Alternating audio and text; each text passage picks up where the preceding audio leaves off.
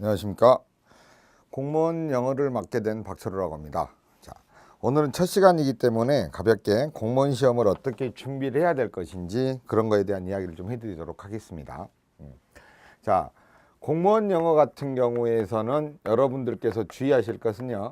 자, 일단 영어 공부에 있어서 가장 핵심은 단어라고 말할 수 있겠죠.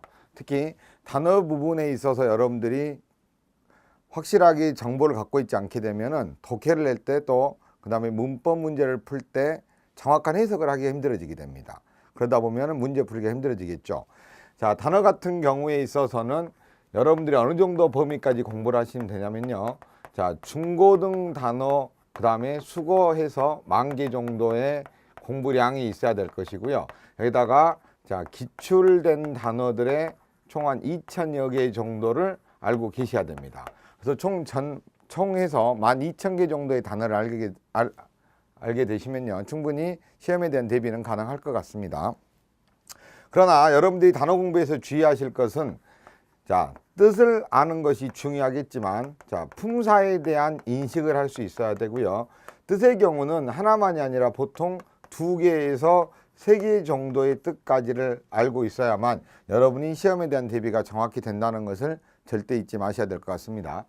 특히 요즘 시험에 있어서는 단순히 1번의 뜻만이 아닌 2번 그리고 3번의 뜻에 대해서도 독해에서 많이 활용이 되기 때문에요. 한 가지 뜻만 외우고 계시는 분들, 특히 단어장을 가지고 공부하시는 분들은 실제 해석에서 실수를 많이 하게 됩니다. 그래서 그 부분에 대한 신경을 좀 많이 쓰셔서 여러분들이 3개 이상의 뜻은 충분히 알고 있어야만 시험에 대한 대비가 정확히 될 수 있다는 사실을 절대로 잊어서는 안 되겠습니다.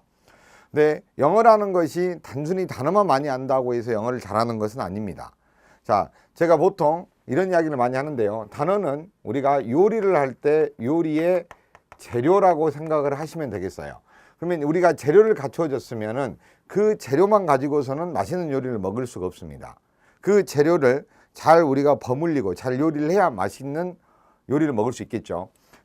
바로 그 재료를 요리하는 방법, 그 요리법이라고 할 수 있는 것이 바로 문법인 것입니다. 그래서 영어를 공부할 때는 우리가 단어라는 재료를 마련해서 문법이라는 요리법을 가지고서 문장을 볼 수 있어야만 제대로 된 문장에 대한 분석과 함께 의미를 알 수 있게 됩니다.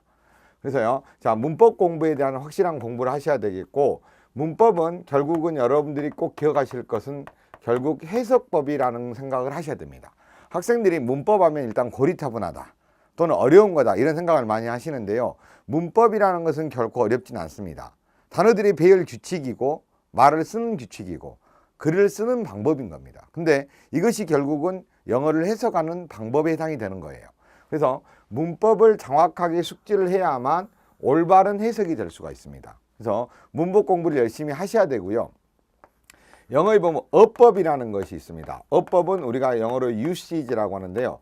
문법하고는 약간 차이가 있는 거예요. 어법이라는 것은 단어의 독특한 쓰임에 대한 이야기입니다. 독특한 쓰임.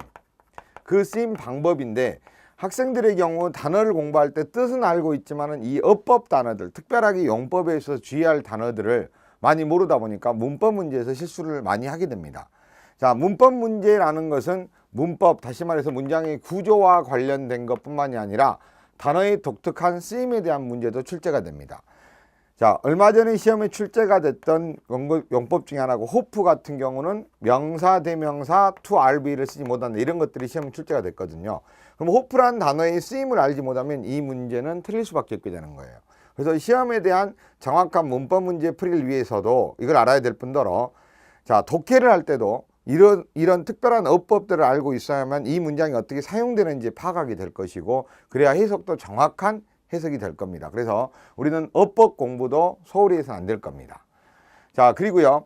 자, 구문이라고 하는 독특한 문장의 어떤 패턴들이 있습니다. 우리가 보통 이 앞에 관용적이라는 말이 붙기도 한데요. 관용적 구문 또는 그냥 일반적인 구문들이 있습니다. 이 구문 3가지가 여러분들이 알고 있어야 될 구문과 어법, 문법을 알고 있어야만 정확한 해석을 할 수가 있게 됩니다. 그래서 단어 공부하고 이 문법에 대한 어법 그 다음에 구문에 대한 공부를 잘 하시면 되겠고요. 단어 같은 경우는 여러분들이 중학교, 고등학교 배웠던 사용했던 단어책을 이용하고 기출 단어 같은 경우는 여러분들의 기본 교재에 있는 뒤에 부록에 따로 정리해 놨으니까요. 이 중학교 고등학교 단어를 잘 외우시고 여러분들이 이 기출 단어까지 암기하시면 충분히 시험에 대한 대비가 가능하고요.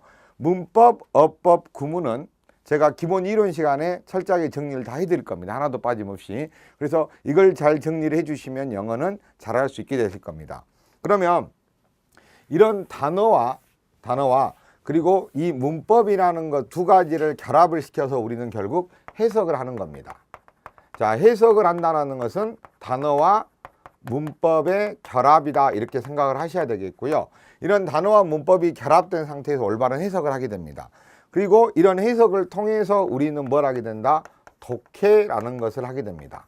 자, 독해에 대한 대비는 여러분들이 나중에 독해 강의에서 충분히 문법과 단어를 잘 잡으시고 수업에 잘 따라오시면 독해도 어떻게 할 것인지 요령도 알려드릴 테니까 여러분들은 기본적으로 단어 잘 암기해 주시고요. 그 다음에 문법 수업에 관련된 이론 수업에 관련된 것들을 잘 잡아주시면 독해할 때 무리 없이 해결이 될 거라고 생각을 합니다.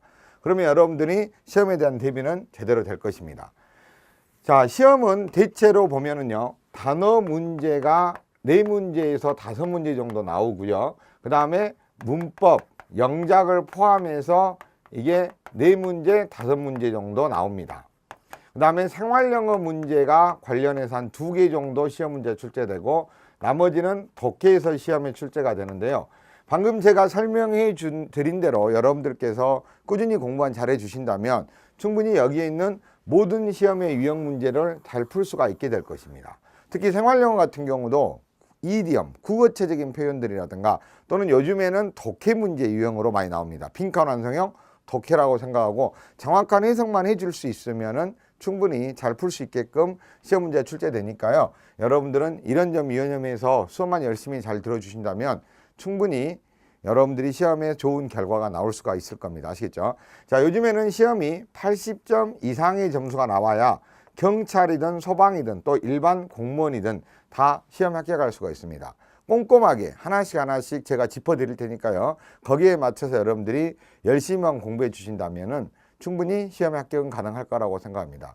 이것으로 OT를 마치고요. 다음 시간에는 기본 이론 수업부터 시작을 하도록 하겠습니다. 수고하셨습니다.